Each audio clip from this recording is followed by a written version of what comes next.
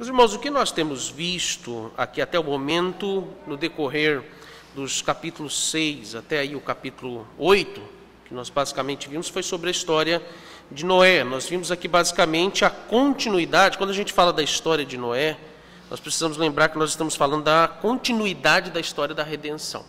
Gostaria que você guardasse isso sempre, ou todas as vezes que nós seguimos aqui na exposição do Antigo Testamento, especialmente os primeiros livros, que o que está sendo narrado desde lá de Gênesis, ou do capítulo 2 e também capítulo 3 de Gênesis, é contar-nos aqui como que Deus ele providencia e ele também executa o seu plano de redenção. A gente pode verificar isso lá em Gênesis 3, verso 15, quando Deus lá prometeu duas coisas.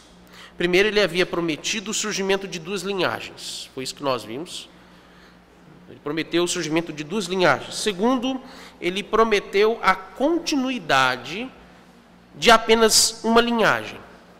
Então, lembrando que isso vai se repetir também agora como um marco, vamos dizer assim, um marco zero na história desse renovo após o dilúvio, também agora na descendência de Noé.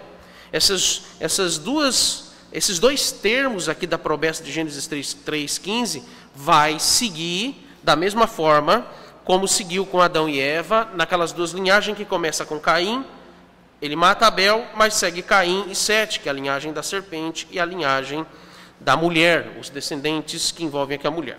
O terceiro ponto que a gente precisa lembrar, que faz sempre parte da história do Antigo Testamento, e obviamente está fazendo parte aqui também do livro de Gênesis, nos capítulos 6 até o capítulo 9, que fala da história de Noé, é a rivalidade e o conflito entre essas duas linhagens.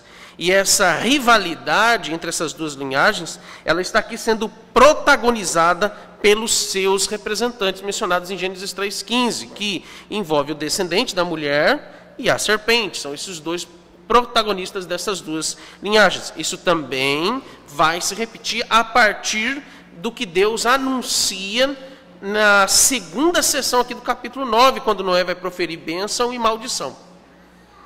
Sem Cã e Jafé. Isso também vai se repercutir e seguir também na história do povo de Deus, tendo que lidar com a rivalidade com a linhagem oposta, que é a linhagem dos inimigos de Deus.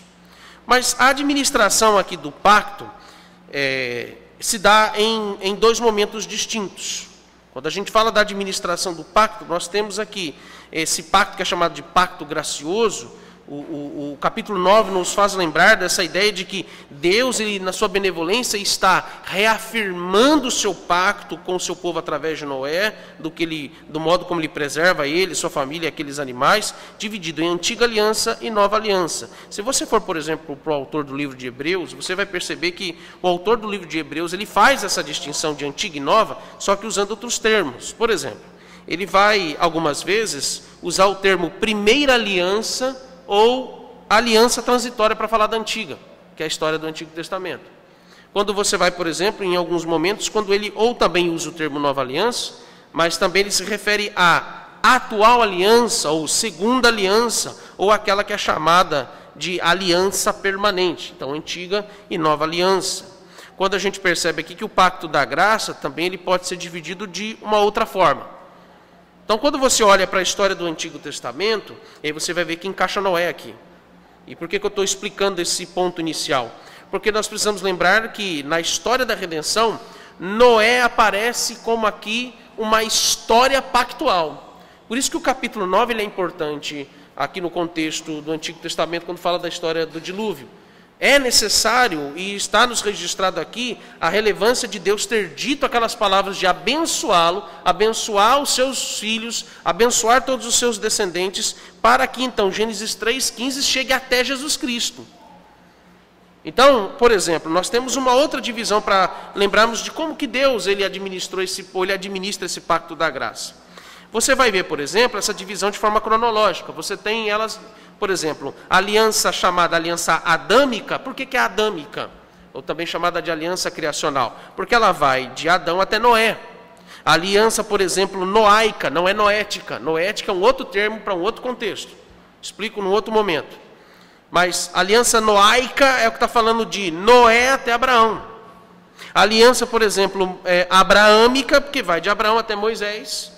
você tem depois a aliança mosaica, a aliança davídica, e depois da aliança davídica, que entra o exílio, você tem agora um último período histórico. Qual é no Novo Testamento?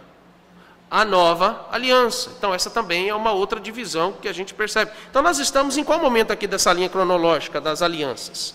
Da administração dessas alianças de Deus para com o seu povo. Nós estamos no momento da chamada aliança noaica, que vai de Noé até Abraão. Então, nessa aliança aqui com Noé, ela também ela recebe um outro título. Ela também é chamada de aliança da preservação. Por que ela é chamada de aliança da preservação? Primeiro ponto aqui. Porque essa aliança ela está garantindo a promessa da continuidade da vida. A base de tudo que Deus está prometendo nos seus termos, nessas alianças administradas a todos os seus personagens aqui pactuais. Quem são esses personagens pactuais? Só para rememorar. Você tem Adão, Noé, Abraão, Moisés, Davi, até chegarmos aos profetas, que é o período também em que está no exílio, depois pós-exílio. Por isso que Esdras, Neemias e Ester são livros importantes para lembrar da aliança de Deus também. São figuras ali que, mesmo que não com tanta evidência, mas também estamos ensinando sobre termos pactuais para que Deus, nesse pacto, por que esse pacto faz sentido para o povo dele? Aqui nas Escrituras. Porque Deus está prometendo manter a vida sustentada por ele. E, por exemplo, como é que a gente percebe isso nas Escrituras? Você vai perceber que cada um desses personagens, o que Deus promete para eles como bênção? Por exemplo, para Abraão, ele vai prometer, inclusive, bênção material também. Ele vai prometer, já que Abraão já era, em certa medida, rico, ele era bem de vida. Mas Deus promete uma terra, Deus promete para ele condições digamos, de posses e propriedades muito maior do que ele já tinha, por causa da fé dele, da obediência dele. Isso era um dos elementos que estavam contidos aqui como bênção para a vida dele. Mas qual é aqui a bênção que de fato no pacto mostra que Deus ele mantém a vida sendo preservada? Descendência. Todos eles, Deus está prometendo o quê? É exatamente isso que nos é mencionado aqui no capítulo 9 de Gênesis. O que Deus está prometendo como bênção para Noé? A gente vai ver quais são os termos daqui da aliança que Deus faz com Noé daqui a pouco. Nós só vamos analisar um apenas hoje, que é o verso 1. E isso também vai no verso 7, fundamentado ou repetido no verso 7. Mas Deus promete a todos eles descendência. Segunda coisa que Deus promete para todos eles: reino. Deus promete para eles um povo, deles nascerá um povo. Inclusive Abraão, é interessante ver que de Abraão nascerá povos. E esses povos se tornarão um só povo. Não é que interessante? Várias nações distintas, de culturas diferentes, inclusive até em contextos históricos curiosos em que são inimigos, vão se tornar um só povo. Deus irá uni-los. E então, ele, como a gente leu agora em Isaías na liturgia, Deus então vai fazer com que haja justiça e paz sobre esse único povo por causa de um único rei. Então, essa promessa de descendência é esse ponto máximo da bênção que, por exemplo, um homem pode desfrutar, ter uma descendência. Seu nome continuar registrado na história, por causa do seu povo, por causa dos seus descendentes, por causa da sua linhagem. Então, na aliança que Deus faz com Noé, nós temos a garantia da continuidade da vida. Segundo, nós temos a garantia também da continuidade aqui da vida, seguindo a partir de Noé até Cristo, concedendo através desse povo, dessa descendência, Cristo como a salvação desse povo. Então, é essencial que nos termos dessas alianças, desde Abraão até chegar a Cristo, esteja prometido a perpetuação da vida, e por isso que quem é que nos dá a vida? Vê, as duas coisas estão dentro desses termos da aliança. Deus promete a vida, para que a morte não nos trague. E Ele promete a vida em uma pessoa, que também é um termo da aliança, que é Cristo. Por isso que todos esses personagens eles são também considerados tipos de Cristo, todos eles. Então, como é que você pode perceber então aqui essa ideia de aliança estabelecida na história de Noé? na administração da aliança aqui na história de Noé. Porque, por exemplo, você vai encontrar nas Escrituras, como nós já vimos, que Noé, todos esses elementos que estão contidos na pessoa de Noé, também na arca e no próprio dilúvio, eles estão apontando para a redenção na pessoa de Cristo. Vamos para o primeiro ponto aqui.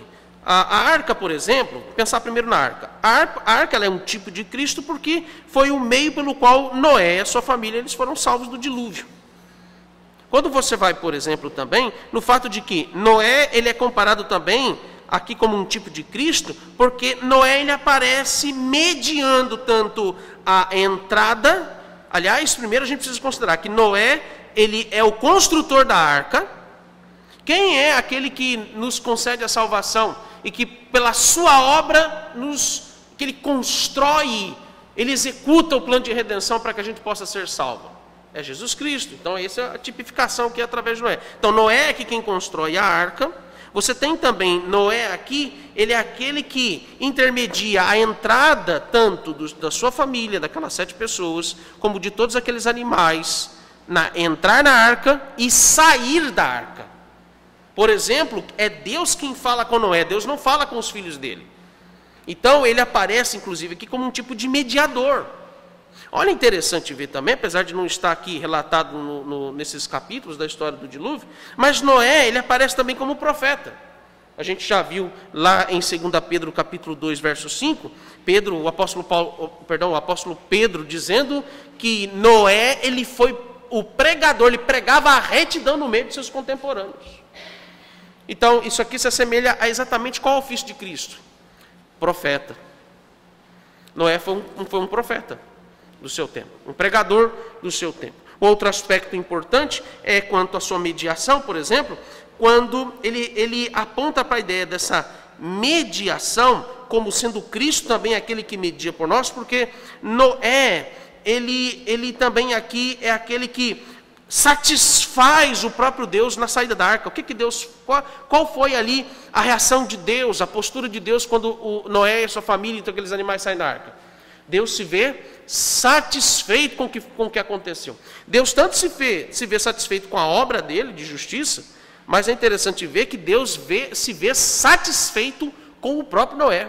Em que sentido se vê satisfeito com Noé? Com a integridade dele, com a retidão dele, ele sendo um homem justo e obediente a tudo que Deus havia ordenado para ele. Então, esse é um dos pontos que aponta para a ideia de que Noé ele é um tipo aqui de Cristo. E o último ponto que eu quero considerar na ideia aqui de que a história de Noé nos aponta para essa ideia de aliança redentiva, graciosa, é quando então você vai lá para 1 Pedro, no capítulo 3, 1 Pedro, capítulo 3, a partir do verso 18, esse texto eu faço questão de ler com você, porque ele é muito interessante. Ele é o último ponto aqui que nos chama a atenção para o evento em si do dilúvio. O que é o evento do dilúvio?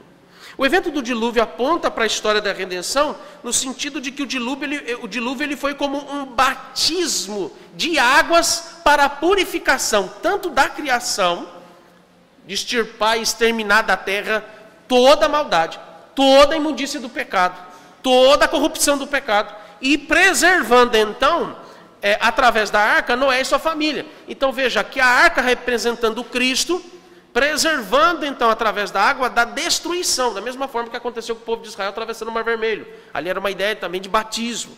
Olha o que nos diz 1 Pedro 3, a partir do verso 18.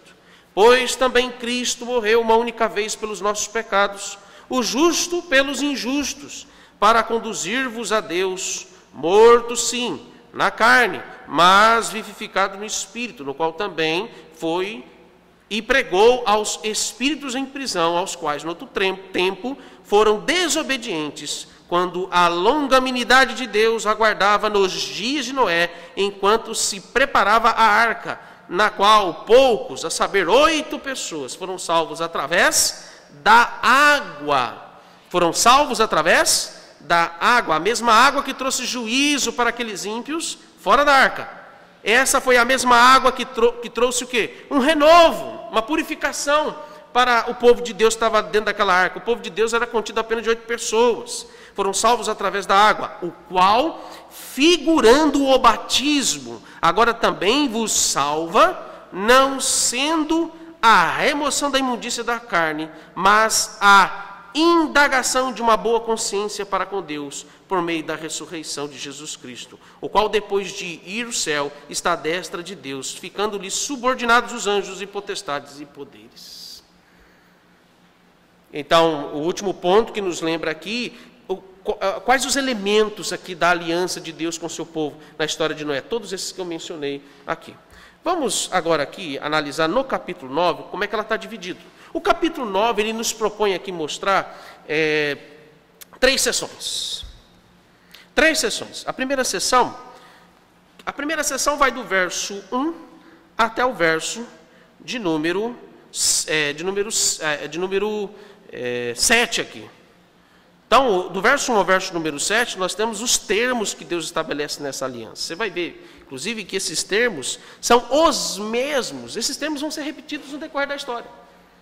Quando Deus fez a aliança com Adão, lá em Gênesis 3,15, e na sequência seguiu até o verso 19, por causa dos aqueles castigos que são anunciados, tanto a serpente, a Adão e a mulher, ali está estabelecendo o conceito de aliança. Uma aliança no sentido agora do pacto da graça, e não das obras, como foi em Gênesis 2, versos 16 e 17. Mas, os mesmos termos que estão contidos da aliança que Deus fez com Adão, são os mesmos que Deus faz com Noé agora aqui. E você vai ver, quando você vai analisar em Gênesis capítulo 12, 15, 17, Gênesis 22, você lá também vai ver que há as mesmas promessas, as mesmas condições, ou seja, os mesmos termos e cláusulas da aliança que Deus fez com Abraão e Noé, com Adão e Noé, ele faz também com Abraão, faz também com Davi, faz também com Moisés e o povo de Israel no deserto, e faz assim até a vinda de Cristo. E essas mesmas promessas, esses mesmos termos em suas exigências, em suas condições, e também em todas as promessas que ele estabelece, todas elas estão mantidas para nós até os dias de hoje, até que o Senhor Jesus volte. Então, a palavra-chave no capítulo 9, nos termos dessa aliança que Deus faz com o seu povo, do verso 1 ao verso 7, a palavra é vida. Na aliança de Deus, como é que Deus mostra que Ele é benevolente? Quando Ele não mata, Ele preserva a vida, Ele mantém a vida. Na sua criação, especialmente mantém a vida do seu povo. Ele não entrega o seu povo à destruição e à morte. Esse povo até sofre, mas o sofrimento é como também essa ideia do conceito de purificação. Eles sofrem, mas eles não morrem. Não serão tragados pela morte. Tá? Então, a primeira sessão nós vamos ver os termos da aliança. Segunda sessão, que vai do verso 8 até o 17, nós vamos ver aqui o sinal que garante esses termos da aliança. Qual é o sinal? Qual é a importância do sinal numa aliança? É interessante que a gente estávamos conversando sobre. Vamos comprar um dos terrenos lá, né? Precisava primeiro fazer todo o processo de aprovar. Você vê, a gente depende de todo um processo. Você afirma a sua palavra de que você vai comprar por aquele preço aquela propriedade. Até que a negociação se concretize e as partes sejam satisfeitas, tanto na entrega do dinheiro, como na entrega da propriedade, que é o resultado aí, é o produto do que você está pagando, para que as partes estejam satisfeitas nesse tratado, isso é uma aliança. Você tem que dar um sinal. Alguma coisa tem que servir de sinal. Era interessante ver que na história medieval, não só medieval, né? Isso era muito comum também nos tempos antigos, mas você estudando um pouquinho da história medieval, como é que os reis faziam aliança para não entrarem em guerra, um reino com outro reino? Como é que eles fechavam o tratado e como é que eles davam garantia de que esses dois reinos eles se tornariam um reino só em algum momento e eles nunca mais entrariam em guerra? Fazia com que a filha de um rei se casasse com o filho do outro. Porque os dois agora gerariam um filho ou filhos herdeiros e aquelas duas famílias, aqueles dois povos se uniriam através o fruto daquela aliança seriam os filhos, naquele casamento, naquele matrimônio. E eles então perpetuariam um único povo e não seria mais dois povos inimigos, seria um só povo. Os tratados eram acertados. Qual era o sinal desse tratado? Casamento entre os filhos. Então era o sinal. Qual é o sinal que Deus dá como... Para que serve o sinal? É para garantia. É para afirmar então que esse pacto, a promessa desse pacto vai se cumprir. E que Deus ele é fiel. E Deus ele não é como a própria Bíblia usa esse termo, né? Deus não é homem para que minta. Deus não mente. E veja então que de Adão até o final da história da redenção contada aqui, até Apocalipse, Deus está cumprindo as suas promessas. Ele não mente. E ele dá um sinal. Gênesis 9, do verso 8 a 17, qual é o sinal que ele dá? O arco-íris, ou ele chama aqui de arco. Esse é um sinal. E ele diz, todas as vezes que este sinal aparecer, me lembrarei da aliança que fiz com você, Noé. E essa aliança, ela não vai acabar, ela vai perpetuar por toda a história da humanidade. Então, todas as vezes que você vê aquele arco bonito que aparece, na verdade, aqui na nossa região, na nossa condição geográfica, alguém já teve a oportunidade de ver o arco completo? Eu só vi em vídeo. Eu nunca tive a oportunidade, o privilégio de vê-lo completo de fato, né? Já viu, Isabel? Já viu. É interessante ver que Noé e os seus filhos, a sua família, eles viram o arco em uma posição completa. O arco de uma aliança. Completo. Quando chove, ou aqui quando nós estamos em determinados lugares, porque é mais plano, então não dá para ver ele todo. Mas em lugares mais altos, é possível ver o arco completo. Onde é que Noé estava quando eles saíram da arca? No Monte Ararat. Eles estavam num dos picos mais altos da terra. A gente sabe que Ararat não é o mais alto, mas o Ararat é um dos mais altos, situado na região da Turquia. Ele viu o arco completo. E todas as vezes que a chuva caía sobre a terra, eu não sei como é que seria a reação daqueles primeiros filhos, netos, quando o pequeno povoado começa a surgir, e aí vem chuva. Sempre chuva é um negócio que a gente não gosta muito, porque começa a relampear, o barulho começa a trovejar, essas coisas começam a nos assustar. E vai cair chuva, esse negócio não vai dar certo, começa a ficar com medo. E na verdade, quando começa a chover, o que Deus faz para acalmar Noé e dizer, calma, eu não vou destruir a terra com água. Porque às vezes a chuva vinha mais forte do que era normal. Então, para lembrar que ele não vai, pode dar até uma enchente em um determinado bairro, não é? Algumas pessoas vão ficar desabrigadas por algum motivo, né? De acordo com os propósitos soberanos. Mas não vai, a água não vai mais inundar toda a terra, e eu não vou destruir mais a terra com água. Quando então, o reflexo da luz sobre as gotículas da água, o que acontecia? O arco aparecia. Noé olhava e lembrava, o Senhor não se esqueceu de nós. Ele não vai destruir a terra mais com água. E aquilo era um consolo para ele, um conforto, era uma promessa. O arco está lembrando, o limite máximo é esse.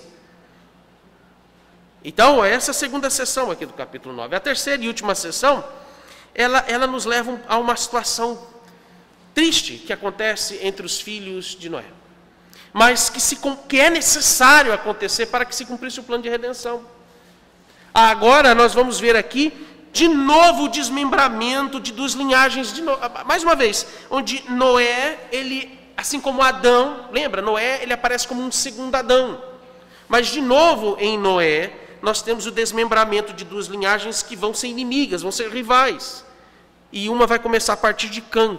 E qual é a outra linhagem que vai então seguir como uma linhagem que representa a rival da de Cã? Ele é o pai do povo de Canaã, daqueles que são habitantes de Canaã. A de Sem. A linhagem de Sem.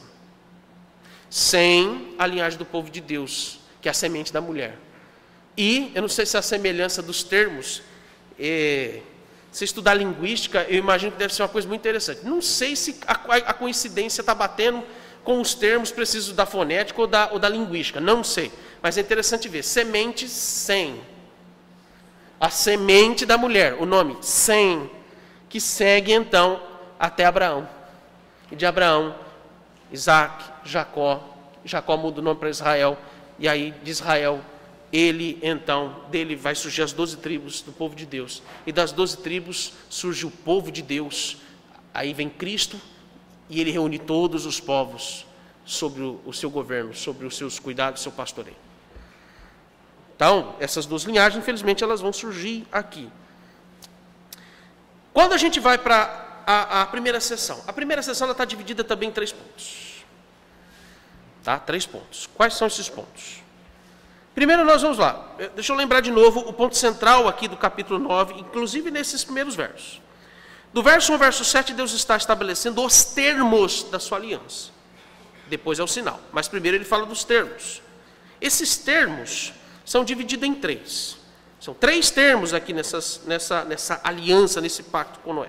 Primeiro termo é o verso 1 e o verso 7, que nós vamos ver, pelo menos vamos tentar ver um pouco dele hoje, se não der tempo. A gente continua na semana que vem. Mas o primeiro termo, ele está tratando então da perpetuação da vida por meio da fecundidade. Então, primeiro termo, ele está garantindo que vai preservar a vida, ou melhor dizendo, ele vai dar continuidade à vida. Mas como é que ele vai fazer isso? Ele vai agir com o seu poder, com a sua autoridade soberana, em fazer com que haja fecundidade entre os seres vivos. Então esse é o primeiro termo da aliança, a perpetuação da vida. Segundo termo aqui dessa aliança com Noé, que Deus fala com Noé e os filhos dele, é a preservação da vida. Em que sentido então vem, como é que Deus faz para, o que Deus fala? O que ele estabelece como termo para a preservação da vida? Então veja, perpetuação da vida e preservação da vida são bênçãos para o povo de Deus. Aliás, meus irmãos, não são só bênção para o povo de Deus. A gente precisa lembrar também que na benevolência de Deus, talvez aí é por isso que surgiu o termo graça comum. Então a discussão ela vai longe quando você vai entrar nesse campo, mas deixa isso para lá. Não vou discutir, não é o ponto aqui. Mas quando nós vemos então que a benevolência de Deus respinga nos ímpios. Por isso que às vezes, de vez em quando, eu fico meio tentado a voltar para a ideia de graça comum. Mas a ideia é essa mesmo, é porque a benevolência da bondade de Deus em amar o seu povo vai respingar nos ímpios, porque Deus, além de preservar, perpetuar e preservar a vida, esses termos sendo válidos para o povo de Deus, também é válido para os ímpios. Porque Deus é justo. Ele não falou isso, Jesus Cristo não disse isso em Mateus capítulo 5. Deus é justo. Ele diz que a necessidade, ou melhor dizendo, a ordenança de amarmos o próximo, seja ele quem for, é com base no princípio de que Deus faz nascer o sol, tanto para o justo como para o injusto. Ele faz cair a chuva também para o justo como para o ímpio. Então esses elementos da bênção dessa aliança para o povo de Deus estão respingando nos ímpios. E como é que ele faz para preservar a vida na terra? Ele estabelece a pena de morte. Isso é um assunto só para um sermão. Aliás, haja sermão para pregar só sobre esse assunto. Mas em um sermão a gente vai tratar só sobre esse segundo termo. E o terceiro termo aqui dos versos 1 a 7, ele vai falar da manutenção da vida por meio do cultivo de alimentos. E é acrescentado aqui uma outra forma de alimentação. E aqui caberia até uma discussão, né? Perguntar assim, será que é a partir da queda que o homem começa a comer carne? Será que é a partir da queda que o homem começa a se alimentar de animais, porque lá já começou o sacrifício de animais? É possível, não sei.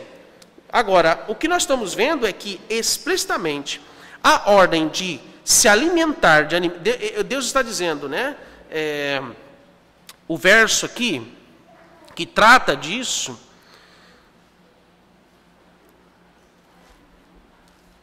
Deixa eu ver se é o verso 2. É verso 3, olha o verso 3. O verso 3 é que vai nos dizer de forma clara. Tudo que se move e vive, ser-vos-á para alimento. Ele não disse isso antes do dilúvio. Ele está dizendo agora com mais clareza aqui, pós-dilúvio. Então, ser-vos-á para alimento. Como vos dei a erva verde, tudo vos dou agora. Carne, porém, com a sua vida, isto é, com o seu sangue, não comereis. Então, aí vai entrar um outro princípio aqui que envolve o conceito de preservação da vida, tanto de não matar os animais por perversidade e maldade, e também, principalmente, a preservação da vida humana. Tá? Mas esse é um ponto que a gente vai verificar em outro momento. Mas ainda assim, veja que a manutenção da vida se dá pelo cultivo e pela abundância de alimentos. Porque, olha só que interessante, antes do dilúvio, quando você pega ali, da queda, de Gênesis 3, versos 17 ao 19, até Gênesis capítulo 9, a Gênesis capítulo 7, você tem naquele momento ali a terra amaldiçoada. Lembra da promessa que Deus havia feito a Lameque? E Lameque bota o nome de Noé como Noé, de fato, porque o nome de Noé significa descanso. Porque o que Lameque cria? O que Deus alimentava no coração de Lameque? De que Deus um dia traria descanso e libertaria a terra da maldição que ela foi que ela foi submetida. Então, lembra que Deus havia castigado a Adão? Que ele teria que penar, sofrer, ele e todos os seus descendentes, para ter que cultivar a terra, e a terra não iria produzir o suficiente para eles. Provavelmente antes do dilúvio, no percurso da história da humanidade, e até por se dizer que o número de ímpios que estavam na terra era muito maior. Eu me arrisco a dizer, já disse outra vez, eram bilhões de pessoas provavelmente. Irmãos, provavelmente naquela época, muitos povos, muitas pessoas morreram de fome. Isso é uma das maiores tragédias que acontece na história da humanidade, de tempos em tempos, é quando pessoas ou quando povos morrem de fome, porque morrem lentamente, sofrendo, agonizando.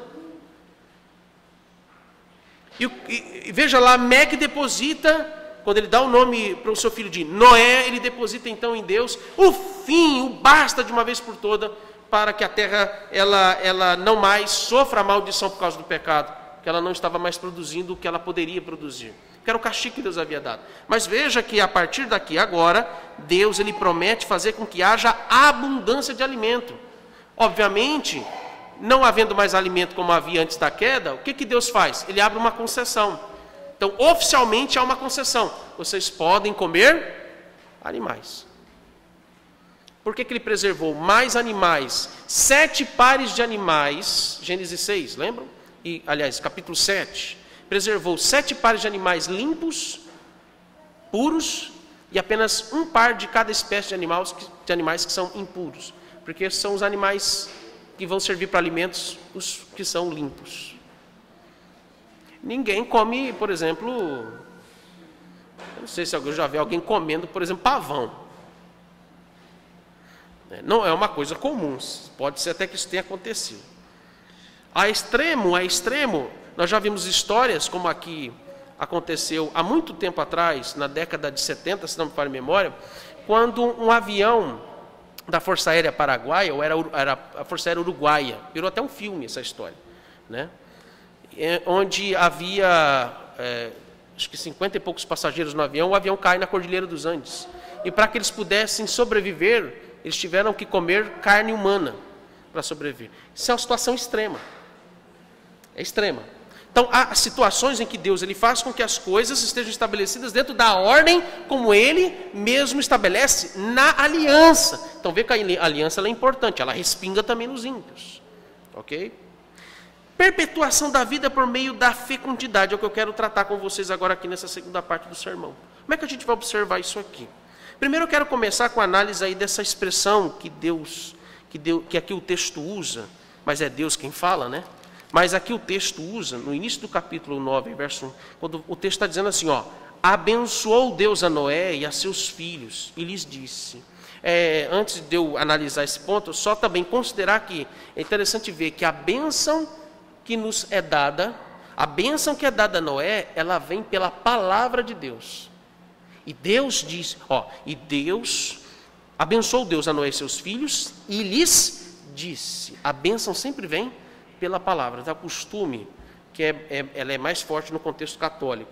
Eu ainda preservo esse costume na minha família, quando a gente vai se cumprimentar, e eu aprendi isso com meus pais, tanto dos meus avós, e eu acho que alguns aqui fazem isso. Quando a gente diz assim, bença pai, bença mãe. Imagino eu que os patriarcas tinham esse costume.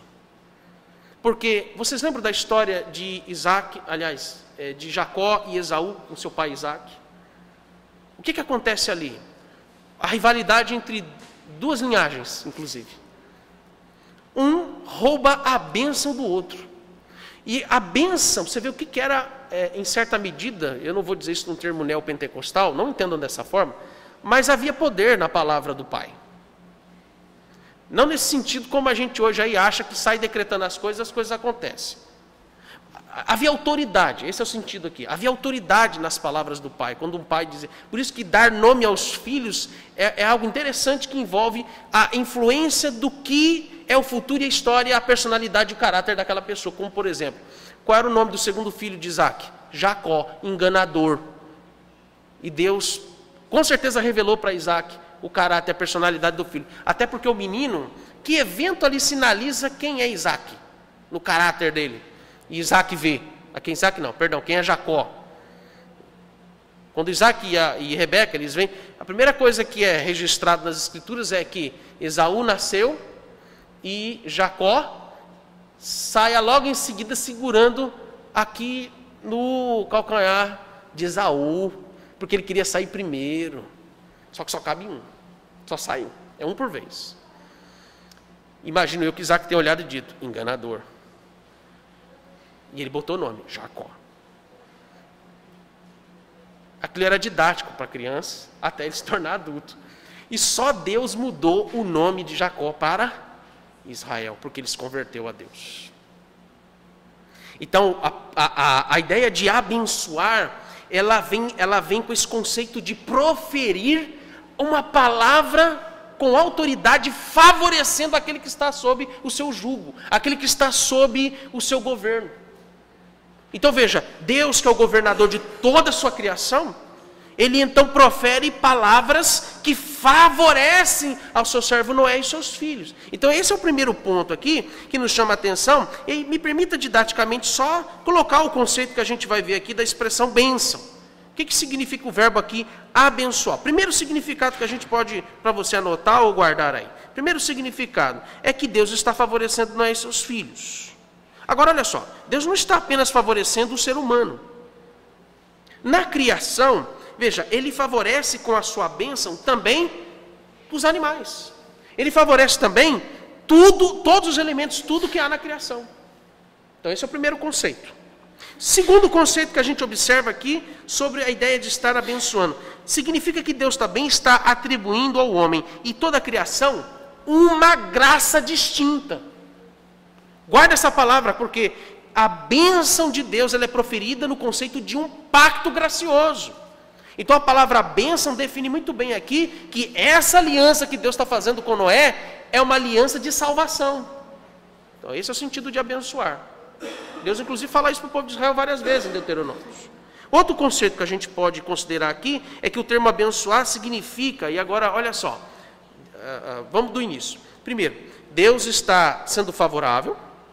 Segundo, Deus está atribuindo a essa aliança uma graça. Agora olha que interessante o percurso disso. Deus abençoar significa que Deus, ele ama aquilo que ele mesmo fez. Quando Deus fala com Noé pela primeira vez lá em Gênesis 6, ele diz, vou destruir a terra, Noé, por causa da maldade do homem, por causa da violência. Ele faz aquela descrição como um desabafo. E ele faz uma pausa e ele diz, mas contigo, Noé, farei uma aliança entre ti e toda a tua descendência. Quando Deus fala isso com Noé, quando Deus está afirmando para todos esses homens da história do povo de Deus, que ele está, faço contigo uma aliança, ele também está dizendo o seguinte, eu te amo. Eu te amo. E por isso você não vai morrer. Eu vou matar fulano, beltrano, ciclano, vou destruir os povos X, Y e Z. Mas você é meu. Você é minha propriedade exclusiva. Você, seus filhos, seus netos e toda a sua descendência, vocês me pertencem. Vocês são meu, vocês são propriedade exclusiva minha. Vocês são o meu povo. Eu amo vocês. E eu vou abençoar vocês ricamente. Vou fazer de vocês uma grande nação na história da humanidade. Porque vocês são meus. Por isso que Deus tem ciúme do seu povo. A aliança é sinal de ciúmes. Ele está fechando o cerco. Ele está fechando o curral. Ele está botando cercas para que nenhuma das ovelhas do seu rebanho, que ele tanto ama, pule. Porque se elas pularem, ele vai atrás e traz de volta. Porque ele ama. Não é que a parábola da ovelha perdida? Uma que escapou, fugiu, mas ele foi atrás dela. E ele trouxe-a de volta, porque ele a ama, tanto quanto as 99 que ficaram no curral. Então, a bênção significa, o que nós desejamos para os nossos filhos? O que tem a ver com, a vida tem a ver com a perpetuação da nossa descendência. O que você sente pelo seu filho? Quão triste é quando um pai, e a gente está vendo que isso está muito comum nos nossos dias. É uma tragédia quando você vê que pais matam seus filhos. Chegam à beira da loucura, do delírio, da perversidade humana, que depois é justificada como doença. Na verdade, irmãos, isso é violência, tal qual acontecia também nos dias. Você imagina Noé tendo que conviver com isso durante 120 anos, quando ele estava construindo a arca. Aliás, bem mais, né? Porque quando Deus manda o dilúvio, ele já tinha vivido 600. Passar 600 anos da vida dele tendo que ver pai matando filhos. Filhos também matando seus pais. Uma carnificina na terra. E como tal, a gente está vendo isso também hoje. Está começando a se tornar comum nos nossos noticiários. De maridos agredindo as suas esposas a ponto de, inclusive, matar. E eles não... Hoje tem tanto sistema de segurança, isso não impede a pessoa de, por exemplo, correr o risco de morrer. Pela perversidade e a violência gratuita de uma pessoa.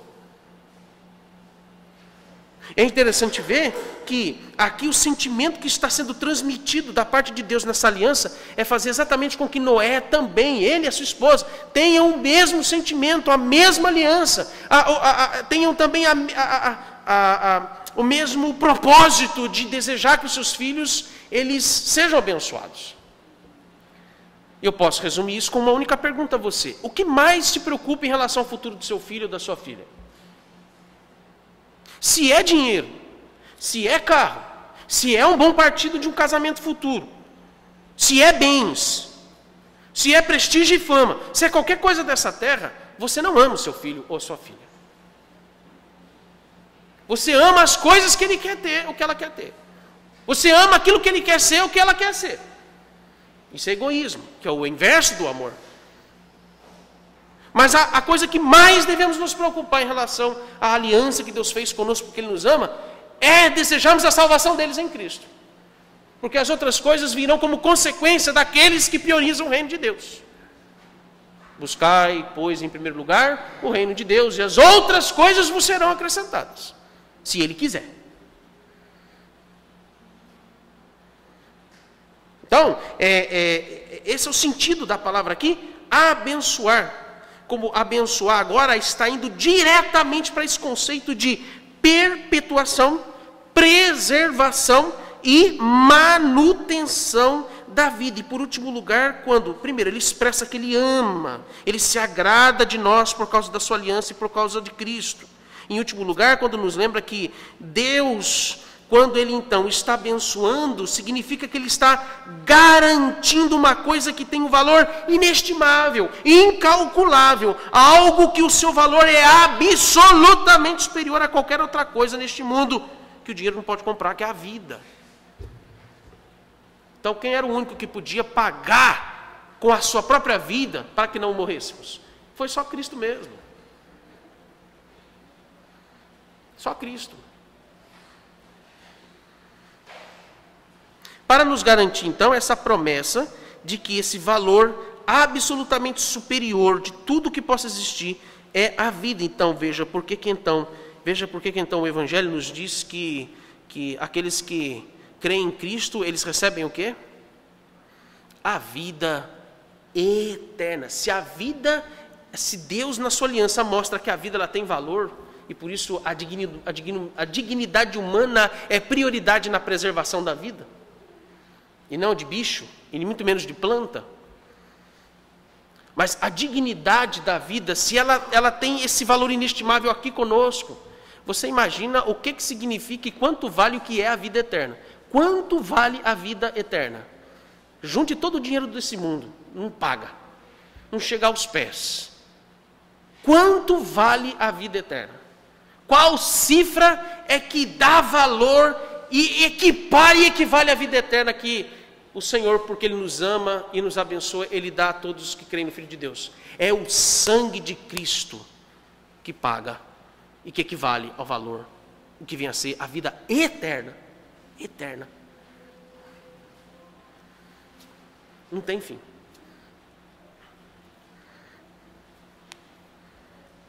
A estrutura do verso 1, vamos ao outro ponto aqui do sermão. Eu preciso saber meu horário. Rapidamente, por favor. Quanto tempo eu tenho?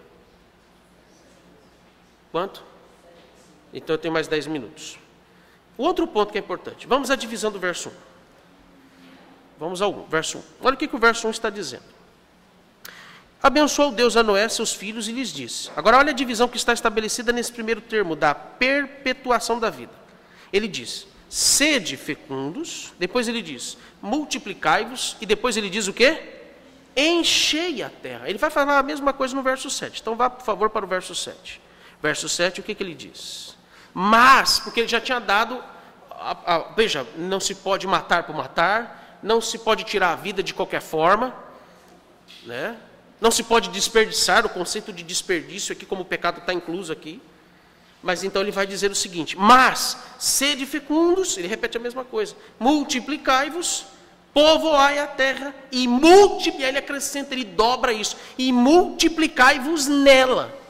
Então, esse primeiro conceito da perpetuação da vida, no verso 7, ela tem essa divisão. Ser fecundo, multiplicar e encher a terra. Em outras palavras aqui, de que forma que Deus está garantindo a continuidade da vida entre os homens? Vigor para fecundar e gerar filhos, ou seja, não vão ser estéreis. Em segundo lugar, a disposição de ter filhos. Vocês vejam que a gente está voltando num ponto que eu vivo batendo nessa tecla, vira e mexe, né? E a alegria e realização, satisfação de ter muitos filhos. Quando a gente fala que há necessidade de nós crermos e confiarmos no Senhor em ter muitos filhos, eu não estou pregando, a priori eu não estou pregando para os adultos. Eu enfatizo mais esse princípio pregando para as crianças. Porque provavelmente são eles, os nossos filhos, são eles que, ouvindo agora aí o que eu estou falando, podem estar dispersos por algum motivo, porque são crianças. Mas está guardado aqui e aqui. E eu vou sempre repetir, quando o texto me levar a pensar nisso, eu vou falar de novo. Todas as vezes que necessário, para que eles guardem, porque eu sei que nós aqui, deixa para lá.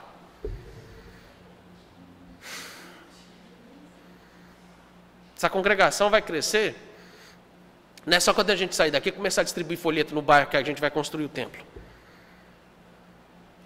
O crescimento da igreja ordinariamente se dá com os filhos dos teus filhos. Paz sobre Israel. A necessidade de missões mundiais, a necessidade de missões transculturais e da pregação do evangelho não é para aumentar o número da igreja de Cristo. É por uma necessidade de proclamação do reino com autoridade investida para se anunciar a justiça divina a todos os povos. E não porque a gente quer encher a igreja. Mas o crescimento, a gente vai usar esse termo, porque vai ficar melhor, né? O povoamento, estou lançando um novo termo agora aqui. Depois a gente pensa em escrever um livro sobre isso. O povoamento da igreja, não o crescimento aí, do jeito que o povo pensa. O povoamento da igreja são os nossos filhos. Os filhos dos seus filhos. E paz sobre Israel. Então, o que Deus está insistindo aqui, mais uma vez, comigo e com você, é a bênção, irmãos. Que pena quando a gente pensa que não quero mais ter filho, porque eu não dou conta, porque eu não quero, ou porque isso me dá trabalho, ou seja lá, qualquer coisa que venha à tua mente que possa ser considerado um empecilho. Você está dizendo, ou nós estamos pensando, não quero muito isso, porque essa bênção, você está negando a bênção de Deus. E eu queria, pense aí os mais jovens, os recém-casados. E por que você está demorando a ter filhos? Você está pensando no dinheiro? Está pensando no seu dinheiro? Só vou ter filhos quando eu tiver carro para poder, quando eu tiver uma casa própria, quando eu tiver... Irmãos, quando o Natan nasceu, e até hoje eu não tenho casa própria. Se for esperar para ter casa própria, se for esperar para ter carro, quando o Natan nasceu, eu não tinha carro. Eu usava 2 e os 2 não eram meus. A Jabiraca do meu pai, porque estava comigo, porque ele tinha ido para o Timor-Leste, ficou 2 anos lá e ficou sobre a minha responsabilidade de carro para eu vender. Não vendeu porque o preço que ele queria também não dava. Fiquei com a Jabiraca. Eu cheguei a pensar que aquilo ia virar herança para mim, ele ainda vivo. Não virou. Vendeu para uma outra pessoa o carro. E eu usava o carro da igreja, vocês lembram disso? Usava o carro da igreja, que depois de muito usar e trabalhar com ele, fundiu o motor. O Natan e o Levi nasceram nessas circunstâncias, onde eu nem tinha carro. Nós não tínhamos carro. O primeiro carro que eu comprei foi financiado 100%. Paguei em 60 meses, 5 anos. Deu trabalho para pagar todo mês, R$ 969, que foi a idade de Matusalém.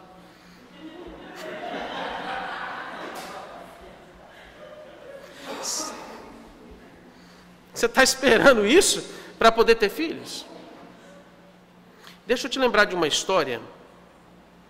A história de Thomas Watson, um dos puritanos. Uma das primeiras gerações de puritanos. Meus irmãos, viver na Inglaterra naquela época era tenebroso viver na Inglaterra naquela época. Não, esquece SUS, esquece qualquer sistema público de saúde que médico não achava de jeito nenhum.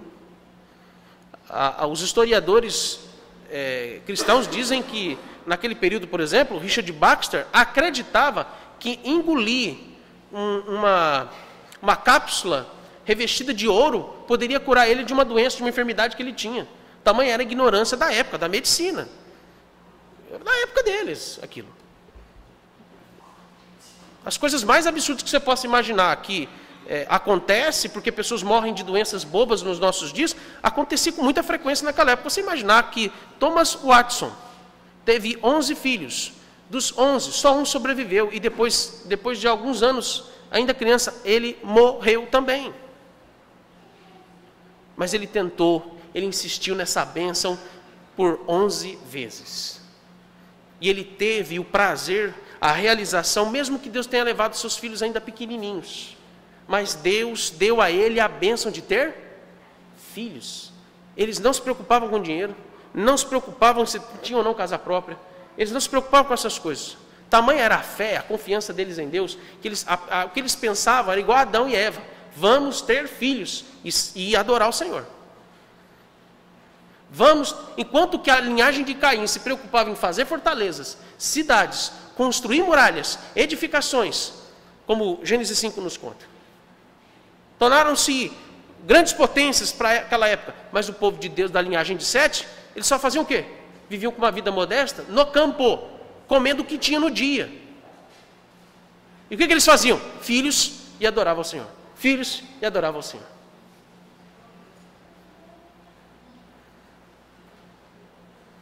Vou ficar enrugada se eu tiver 2 filhos. Eu vou ficar feia, barriguda se eu tiver 3 filhos. Vou ficar com celulite se eu tiver 4. Você está pensando nisso?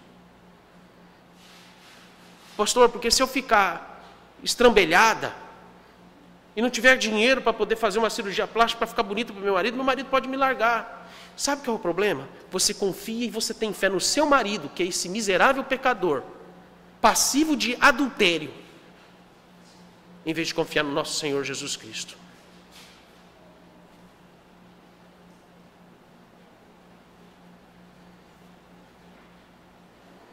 É isso que essa bênção aqui, e eu não cheguei nem no início dela, eu estou na parte introdutória do que eu estou aplicando, só nesses 3 pontos, quanto ao vigor de fecundar, a disposição para ter filhos, e a alegria e a realização de ter muitos filhos. No próximo sermão eu continuo, a gente avaliando. Eu achei que eu ia terminar o verso 1, não terminei. Tudo bem, não tem problema, no próximo sermão nós vamos seguir. O que eu quero propor para o próximo sermão? Nós vamos ver aqui qual é o princípio moral. Vamos lembrar uma coisa importante. A lei, veja bem, os termos da aliança nos propõem 2 coisas, né? A gente precisa guardar isso. Anota isso aí para você não esquecer. Os termos da aliança que está aqui proposto para Noé, por parte de Deus, eles envolvem 2 coisas. Envolve as exigências dessa aliança e envolve a promessa dessa aliança. Engraçado. E é perfeito isso, que Deus começa prometendo, Deus começa falando do benefício, Deus começa abençoando. Vocês vão ter filhos, esse povo vai crescer, esse povo vai predominar sobre a terra, não em quantidade, mas em influência, em poder. O poder de Deus que tira o pecado do mundo em Cristo. Nós somos um povo poderoso, não por causa do número dele, mas por causa do que nós somos por influência da pessoa de Cristo. Então Deus promete isso, mas depois Deus ele estabelece princípios para reger, para que essas promessas se cumpram na vida dos crentes. Então, ele abençoa, ele molha o bico, né? Ele fez Noé ficar assim, ó, deslumbrado. Vou ter filhos. E veja, ele estava com 601 anos e viveu mais 350. Provavelmente nesse desejo de que os seus filhos gerassem mais filhos, aí teria netos, bisnetos, e aquilo ia povoar a terra. Aí depois Deus lembra a ele qual é o princípio que vai reger essa bênção, nos termos dessa aliança. Qual é o princípio que vai reger a bênção da perpetuação da vida? Matrimônio, casamento, e é disso que eu vou falar domingo que vem. Matrimônio, casamento, a garantia, o modo como Deus, a forma como Deus está garantindo a continuidade da vida entre o povo de Deus é o matrimônio, o casamento. Até lá, que Deus nos abençoe. Amém.